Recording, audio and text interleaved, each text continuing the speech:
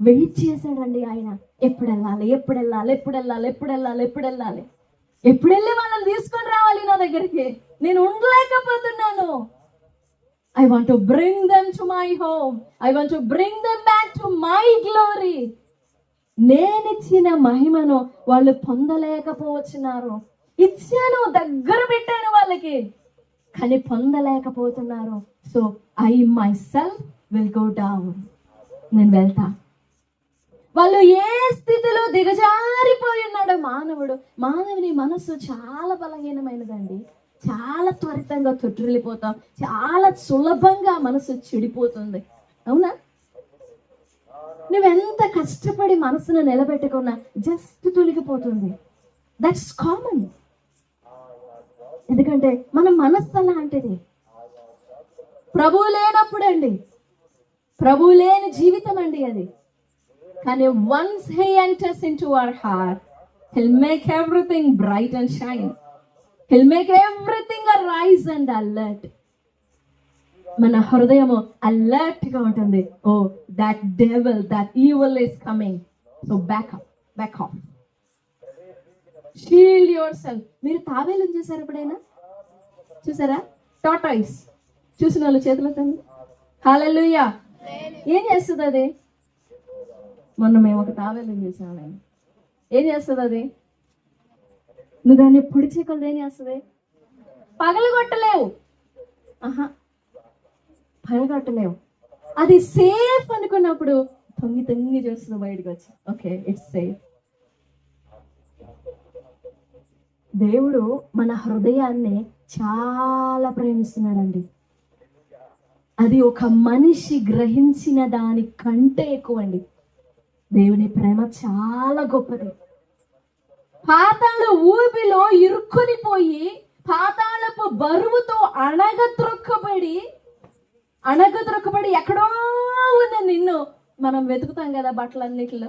అది తీసేసి అన్ని కుప్పంత పడేసి మనకి ఇష్టమైన దాన్ని కోరుకుంటామే. అలాగండి, అలా ఏరుకున్నాడండి. పాతాళపు ఊబిలో నుండి అలా ఏరుకొని తన చేతుల్లో పెట్టుకున్నాడు. నా చేతిలో చెక్కబడిన నువ్వు ఎక్కడ ఉండేది? Why are you there? Come on. నేను నీ కొరకు అద్భుతమైన నగరం నిర్మించా. You are the sole owner of that place. అది నీ సొంతం. నువ్వు ఇక్కడ తిరుగులాడటం ఏంటి? Praise the Lord. నిజంగా దేవుడిచ్చిన అద్భుతమైన ఆ నగరాన్ని సంపాదించుకోవడమేనండి వరం. అద్భుతమైన నగరం అది, ఆశ్చర్యమైన నగరం అది. ఎన్నో ఆశ్చర్యాలతో నిర్మింపబడిందండి ఆ నగరం. మనం వెళ్ళినాక కనుక్కుంటాం. అదొక ట్రెజర్ హంట్ లాగా. ఎక్కడేముంటుందో తెలీదు, but will find it there. అంత అందమైనది. అది చూస్తుంటేనే ప్రశాంతత. అక్కడ రాత్రి ఉండదు, అక్కడ వెలుగు ఉండదు, అక్కడ చీకటి ఉండదు, అక్కడ పగలు ఉండదు, కన్నీళ్ళు అసలే ఉండవు. ఇంకా నువ్వెంత ప్రయత్నించినా రావు కన్నీళ్ళు. ఎందుకంటే ఆయన వారి ప్రతి బాష్ప బిందువును ఏం చేస్తాడు? ఇంకిపోనట్లు చేస్తాడా? తుడి చేస్తాడు. ప్రభు తుడిచిన కన్నీళ్లు మరలా వస్తాయా? నెవర్. ఆ అందమైన రాజ్యంలోనికి వెళ్ళాలంటే మాట కొలత. ఇదిగో నీ చితిసారకపు మ్రాణుతో నీ కొరకు ఓడను చేసుకో. కొలత. ఆ కొలతలతో యోహాను 14:21 చదివాం కదా, నా ఆజ్ఞలను అనుసరించి గైకొని వాడే, నా కొలతలు, నా ఆజ్ఞలు, నా నియమములు గైకొని అనుసరించి వాడే నన్ను ప్రేమిస్తున్నట్లు. వాడు ఒక్కొక్క రాయితో మా నివాసాన్ని నిర్మిస్తున్నాడు. ఇంక మేము ఎక్కడో ఎందుకుంటాం? మాటలన్నీ మా ఊపిరే కదా. వచ్చేస్తాం అక్కడికి. నేను తండ్రియో వానికి కనబరుచుకుంటాం, వానితో ఉంటాం. మేము అక్కడ ప్రకటనలో ఉంటుంది. వాళ్ళ దగ్గరకు వచ్చి మేము భోజనం చేస్తాం, భోజనం చేస్తాం, కలిసి ఉంటాం. 21వ అధ్యాయం ప్రకటనలో ఉంది, దైవ నివాసము మనుష్యులతో కూడా ఉన్నది. వారు ఆయనకు ప్రజలై ఉంటారు, ఆయన వారికి దేవుడై ఉంటాడు. ఆయనే మరి గుడారం. ఇంకా మళ్ళీ స్పెషల్ గా ఒక రూఫ్ ఉండదు, ఒక స్లాబ్ ఉండదు. ఆ పరలోకం అంతటికి ఎంత పెద్ద స్లాబ్ పట్టిందో, ఎన్ని కట్టల సిమెంట్ పడుతుందో, ఎన్ని లోడ్ల ఇసుక పడుతుందో, ఎన్ని రాళ్ళు పడతాయో. నో, అంత కష్టపడాల్సిన పని లేదు. ఆయనే గుడారం. 7వ అధ్యాయం ప్రకటన గ్రంథం 15వ వచనం. సర్వాధికారియు అందువలన వారు దేవుని సింహాసనం ఎదుట ఉండి రాత్రింబగళ్ళు ఆయన ఆలయములో ఆయనను సేవించుచున్నారు. సింహాసనాసీనుడైన వాడు తానే తన గుడారమును వారి మీద. Therefore are they before the throne of God and serve him day and night in his temple, and he that sitteth on the throne shall dwell among them and be a tent over them, a dwelling place over them. సింహాసనాసీనుడైన వాడు తానే వారికి గుడారముగా ఉంటాడు. మన గృహము, మన కుటుంబము, మన జీవితము పరలోకముగా నిర్మింపబడాలి. ఒక్కొక్క మాట ఒక్కొక్క వాక్యము చేత నిర్మింపబడి ఇంట్లోనే పరలోకం నింపుకోవాలండి. పరలోకపు సన్నిధి నింపుకోవాలి. ప్రతి ప్రార్థన పరలోకపు సన్నిధిని ఉంచాలి. ప్రతి వేదన, ప్రతి ప్రార్థన, ప్రతి స్తుతి పరలోకపు సన్నిధిని ఆహ్వానించాలండి. అప్పుడు కుటుంబంలో గాని, జీవితంలో గాని, గృహానికి గాని, ఆ కట్టడానికి ఏమవుతుందిలే అంటారు. చాలా చరిత్ర ఉంటుంది దానికి కదా, చాలా చరిత్ర ఉంటుంది. కానీ పరలోకపు సన్నిధి ఆ గృహంలో నింపబడితే ఏదైనా కానీ, ఏ చీకటి క్రియ అయినా కానీ, ఏ అపవాది తంత్రం అయినా ఏమీ నిలబడలేవు. ఎందుకంటే అందులో ఏముంటుంది? నిలువనేరవు పాతాళలోక ద్వారాలు. అలా పరిశుద్ధముగా నింపుకోవాలి. ఎలా నింపుకోవాలి అని అంటే వాక్యం. దేవుడు నిన్ను ఎలా నడవమని చెప్తున్నాడు, ఎంత కొలత పెట్టమని చెప్తున్నాడు, నువ్వు ఎంత శుద్ధంగా నడవాలని చెప్తున్నాడు, ఎంత జాగ్రత్తగా నడవాలని చెప్తున్నాడు, ఎంత వివేకముతో నడవాలని చెప్తున్నాడు. ఆ కొలతలన్నీ ఆయన వాక్యమేనండి. ఈ వాక్యమే పరిశుద్ధమైన కొలత, చక్కని అందమైన సౌందర్యమైన కొలత అండి. జీవితానికైనా, కుటుంబానికైనా, గృహానికైనా, దేనికైనా, దేశాభివృద్ధికైనా, సింహాసనానికైనా, దేనికైనా ఈ వాక్యమేనండి అద్భుతమైన కొలత. ఈ కొలతతో నీ గృహాన్ని, నీ జీవితాన్ని, నీ కుటుంబాన్ని కట్టి చూడు. నీ కళ్ళు చాలవు ఆ సౌందర్యము చూడడానికి. నువ్వే అనుభవిస్తూ ఉంటావు, కానీ నీ కళ్ళు చాలవు. ప్రశస్తమైన సమయంలో దేవుని బిడ్డలారా, నోవహు దేవుడు చెప్పినట్లుగా కట్టాడండి. ఆయన చెప్పినది యావత్తు, దేవుడు ఆజ్ఞాపించినది యావత్తు చేశాడు. భూమి మీద ఎన్ని సంవత్సరాలు కురిసిందండి వర్షం? ఎన్ని సంవత్సరాలు కురిసిందండి? 40 పగళ్ళు రాత్రులు భూమి తూములు విప్పాడు. ఎక్కడుంటాయో తెలియవు, విప్పాడు. ఆకాశపు తూములు కూడా విప్పాడంట. ఆయన దాచి ఉంచిన, ఏది ఫస్ట్ ప్రారంభంలో సృష్టిని చేసినప్పుడు ఆ భూమి క్రింద అగాధము నుంచాడు కదా, నీళ్ల నుంచాడు కదా, ఆ నీళ్ల మీద భూమిని పరిచాడు కదా, మొత్తాన్ని ఓపెన్ చేశాడు. ఇంకా ఆకాశము కూడా జలాలు ఉన్నాయి. ఆ జలాలని, పైన జలాలని, క్రింది జలాలని ఓపెన్ చేసి, చూసారా ఆ ఓడ ఎంత ఉధృతిని తట్టుకున్నదో? పైనుండి కింద నుండి, పైనుండి కింద నుండి. ఓడ నీళ్ళల్లో తడిసిందా? పైనుండి కురిపించాడండి. ఓడ ఎందుకు తడవదు? తడవదా? తడుస్తుంది. 40 పగళ్ళు రాత్రులు పర్వతాలతో సహా మునిగిపోయినాయండి. ఏంటి? చిన్న చిన్న రాళ్ళు కాదు, పర్వతాలతో సహా మునిగిపోయినాయి. ఎక్కడైనా గూడు చేసుకొని మనిషి దాక్కుంటాడేమో. జ్ఞానం ఎక్కువ కదా. ఉన్న కొలతలతో నిలబడమంటే ఉండడు, దొంగదారులు ఎత్తుక్కుంటా ఉంటాడు. ఎక్కడ ఇరుక్కుంటాడో, ఎక్కడ పోయి సందులో దూరతాడో అని 150 days వాటర్ని అలాగే ఉంచాడంట. మనం నానబెడతాం కదా, అలా నానబెట్టాడంట భూమిని. ఎన్ని రోజులు? 150 రోజులండి. ఇంచుమించుగా 150 రోజులు ఉంటే ఏం కావాలా వాళ్ళ పరిస్థితి? నాస్తికారంధ్రములలో ఊపిరి గల దానిని, నాస్తికారంధ్రములలో ఊపిరి గల వాణిని యావత్తుని తుడిచేశాడు భూమి మీద నుండి. వాళ్ళ కేకలు కానీ, వాళ్ళ ఏడుపులు కానీ ఉంటాయా, వాళ్ళ దుఃఖం కానీ ఆ నీళ్ళలో కలిసిపోతాయి. కన్నీళ్ళన్నీ కొట్టుకొని పోతా ఉంటాయి. ఆ దృశ్యం చూసినప్పుడు దేవుడు ఎంత కఠినుడా అనిపిస్తుంది కదా. ఏదన్నా మనకి చేత కానిది కనపడగానే ఏంటి అసలు ఎంత కఠినుడు ఏంటి దేవుడు. కొలతలు నిర్మించి సౌందర్యమైన అందమైన రూపంలో నిన్ను నిలబడడం చేత కాదు.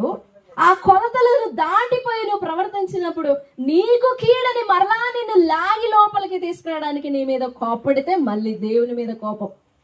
నాకు ఇష్టం వచ్చినట్లు నడవనివ్వవా? అంత కఠినమేంటి?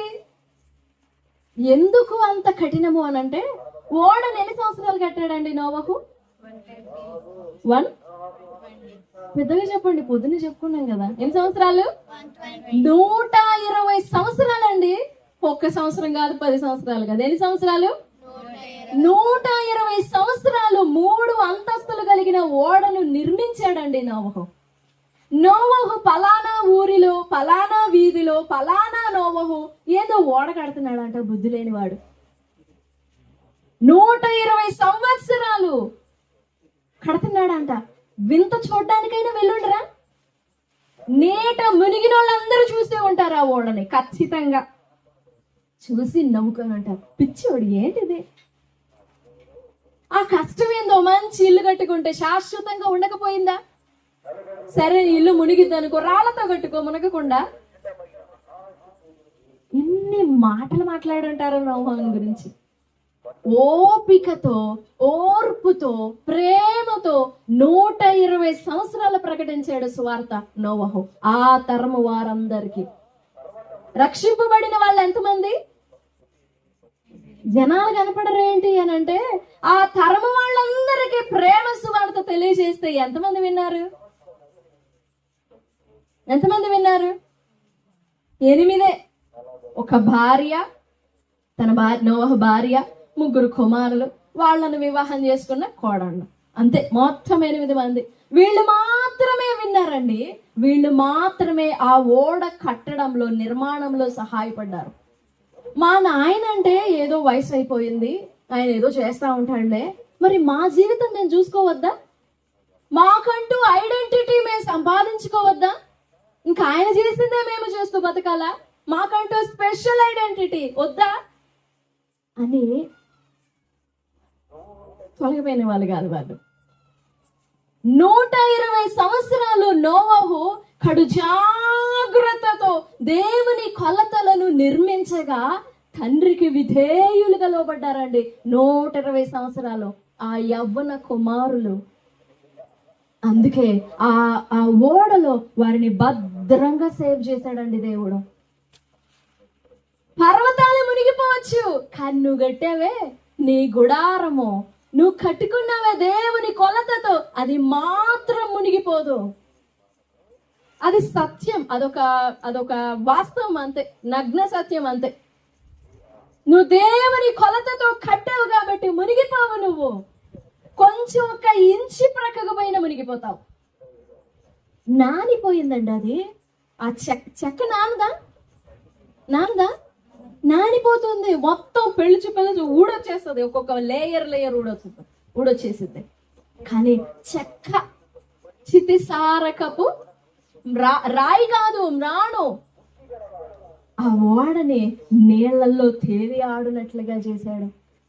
150 రోజులేమి 600 రోజులు భూమి మీద నీళ్లు నిలిచి ఉండిన నోవహు ప్రాణం మాత్రం సురక్షితంగా కాపాడబడుతుంది.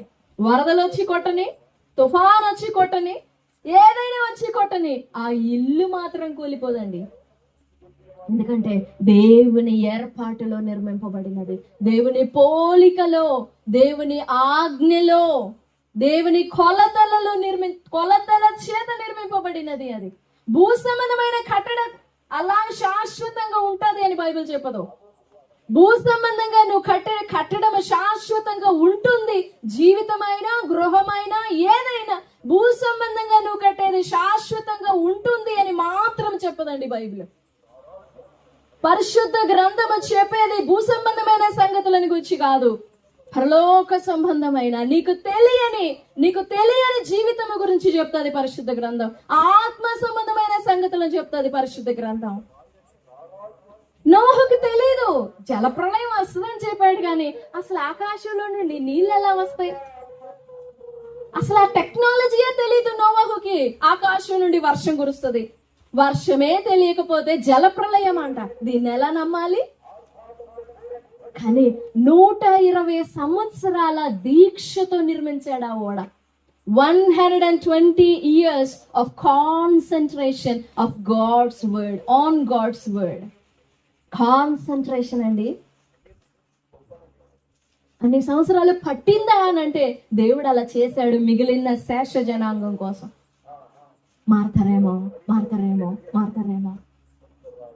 రండి మనం ఓడ కడదామని అంటే నీ పిచ్చి నువ్వే చూసుకో, మాకు ఇంకా జీవితం ఉంది, మాకు చాలా ప్లాన్స్ ఉన్నాయి, మేము చేయాల్సినవి చాలా ఉన్నాయి, అనుభవించాల్సినవి చాలా ఉన్నాయి.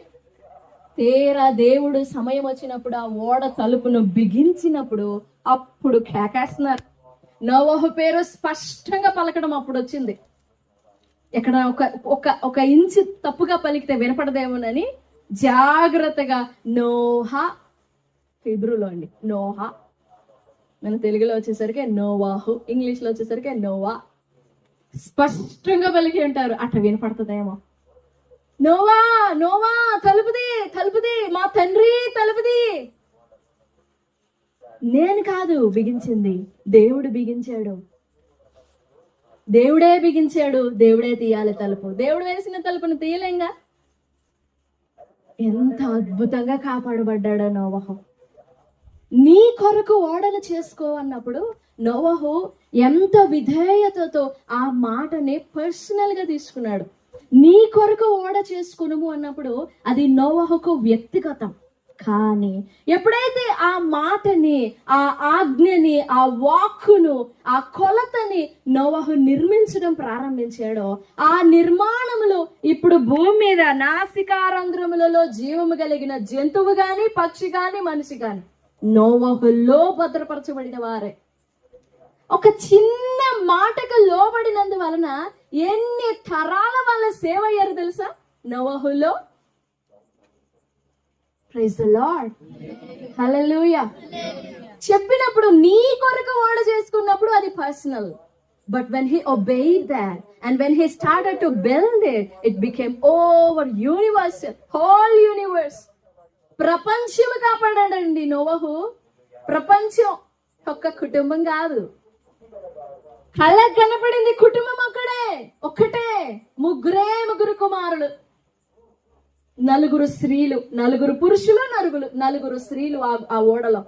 కానీ ప్రపంచమంతా నోవహులో భద్రపరచబడినది. దేవుని మాటను మనం ఆలకించేటప్పుడు అది వ్యక్తిగతమే కావచ్చు. అలా వ్యక్తిగతంగా నువ్వు దేవుని మాటని, కొలతను పొందినప్పుడు ఆ పొందిన కొలత, ఆజ్ఞ, మాటని నువ్వు నెరవేర్చడము, లోబడడం ఆరంభించినప్పుడు నీలో అనేకులను కడతాడు దేవుడు. నువ్వు ఒంటరిగా కొలతను తీసుకొని ఉండొచ్చు, కానీ నువ్వు కట్టుచున్నప్పుడు ఆ కట్టు డ్యూరేషన్ అంతట్లో కూడా నీ కుటుంబాన్ని కూడా ఏకం చేస్తాడు దేవుడు. నీ చుట్టూనున్న వారందరినీ ఏకం చేస్తాడు దేవుడు. నీకు తెలియని వారిని కూడా నీలోనే నిర్మిస్తాడు దేవుడు. That was the beautiful plan of God in Noah's life. ఒక్కడే కానీ ఎన్ని లక్షల మందికి జీవం పోసాడో తెలుసా? ఎన్ని లక్షల మందియో నీలో నుండి. క్రైస్తవుడు స్వార్థపరుడు కాదు, స్వార్థపరుడుగా ఉండకూడదండి. ఒక క్రైస్తవుడు, నిజమైన క్రైస్తవుడు ఒక క్రొవ్వొత్తి వలె తాను వెలిగిస్తూ, తాను కరిగిపోతూ అనేకులను బ్రతికించాలి. నువ్వు దేవుని మాటను దేవుని కొలతను పొందుకొని ఒక్కొక్క మాట చేత దేవునికి గుడారం ఏర్పరుస్తున్నావు. 6వ అధ్యాయం 14 వచనం ఆదికాండపు మాట, యోహాను సువార్త 14:21 మాట, ప్రకటన గ్రంథం 4:20-21 మాట. ఆ మూడింటిని కలిపి చూడండి. ఒక్కొక్క మాట చేత దేవునికి నువ్వు గుడారం ఏర్పరుస్తున్నావు. ఆయన ఆహ్వానింపబడి ఆయనే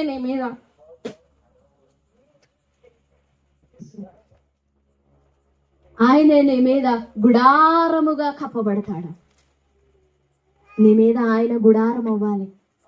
నీ ఖర్చుతో కట్టుకున్నది కాదు, నీ జ్ఞానంతో కట్టుకున్నది కాదు. దేవుడు నీకు గుడారం అవ్వాలి. దేవుడు నీకు ఆశ్రయం అవ్వాలి. దేవుడు నీ దాగు చోటు కావాలి. అప్పుడు జీవితము కానివ్వు, కుటుంబం కానివ్వు, గృహము కానివ్వు, ఎవరు నిలబడలేరండి ఎదురుగా వ్యతిరేకంగా. దేవుడు అలా అద్భుతంగా నిర్మిస్తాడండి. అలాంటి అద్భుతమైన జీవితాన్ని నీవు, నేను, ఈ గృహం, ఈ కుటుంబంలోని జీవితములు అన్ని కూడా ఆ దీవెనలు పొందుకోవాలి. దేవుడు ఆ కుటుంబానికి గుడారం అవ్వాలి. గుడారముగా చేసుకోవాలి. కుటుంబం కొలతలతో కట్టుకోవాలి. దేవుని కొలత, దేవుని మాటే కొలత,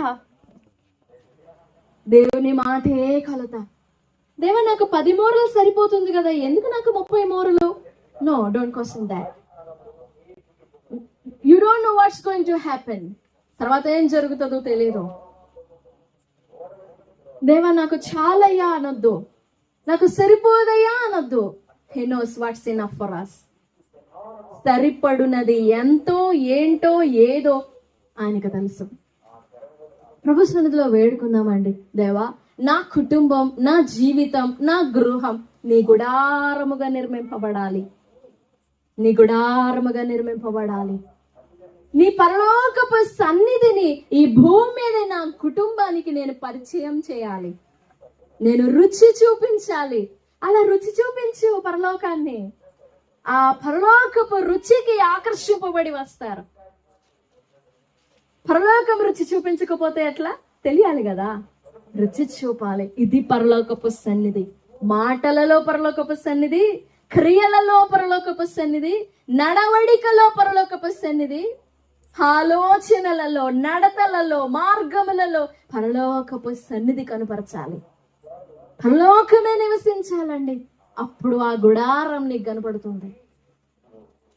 ప్రభు సన్నిధిలో వేడుకుందాం. ప్రభువా, నోవహు ఎలాగా వ్యక్తిగతంగా నీ మాటను పొంది అనేక ప్రజలకు ప్రపంచమంతటికి ఒక నివాసం ఏర్పరిచాడు, ప్రపంచమంతటికి జీవము దయచేశాడు.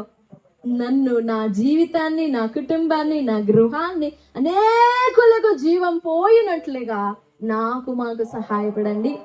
మాకు గుడారముగా మీరు ఉండండి. మాతో మీరు కాపురం ఉండండి. మాలో మీరు కాపురం ఉండండి అని ప్రభు సన్నిధిలో వేడుకుందాం. ప్రభు సహాయపడతారు. దేవుడి మాటలన్నీ మన వినికిడిలో దీవించును గాక. ఆమేన్.